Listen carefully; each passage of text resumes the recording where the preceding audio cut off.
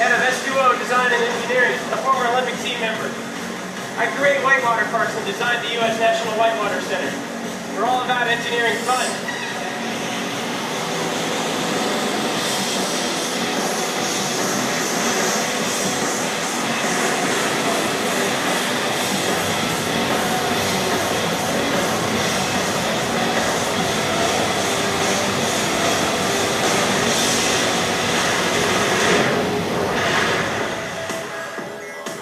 Right now we're standing right in the middle of what is the Olympic slalom course here at the National Whitewater Center. The big part of this design process is thinking about who's going to use this park, why they're going to use it, and trying to design around those needs.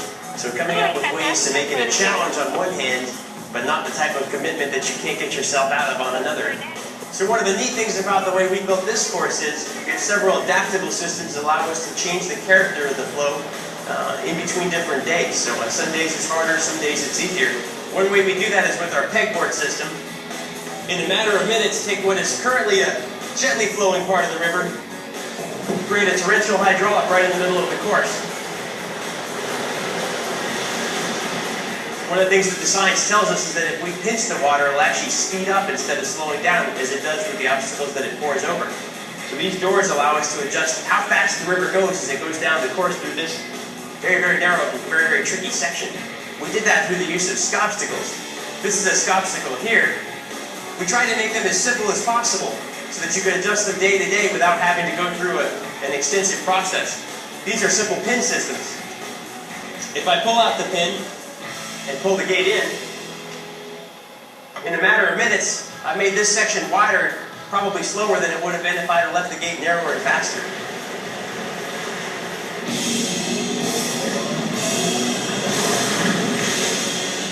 The park is laid out such that we have a lower pond just out of view beyond this pump station that's about 20 feet below this, which is the upper pond.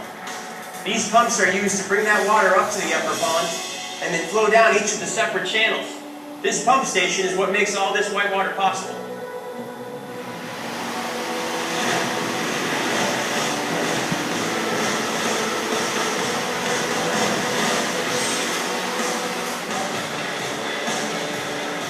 This particular kayak is an interesting story. I wanted to design something that was big enough for my size, and at the same time I needed to do a senior project for Georgia Tech. And so we went in and used computer modeling software that they use for America's Cup sailboats. We created the world's first computer-designed whitewater slalom kayak. That boat went on in its first 2 races to win the World Cup Series, so a very successful design. I was also able to get credit to Georgia Tech for it. All through school, especially in high school, you would not have looked at me and said, that's an engineer, that's a budding engineer. I had trouble in math class, I struggled with my sciences, I struggled with being even interested in what was going on because it had so little, seemingly so little real-world application when you're just doing equation after equation in a textbook.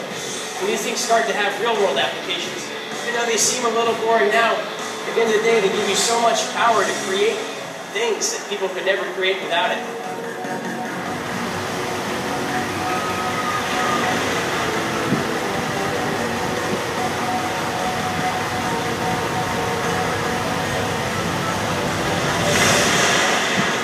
Being an engineer is a great thing, and you're the guy that gets to decide what goes where and how this works and figure out, whatever the problem is, whether it's boat speed or how much water to pump up a station. Just from that decision, from that design, you're able to create this whole water world of things to do, and I love being an engineer. For me, it's been one of the best choices I ever made.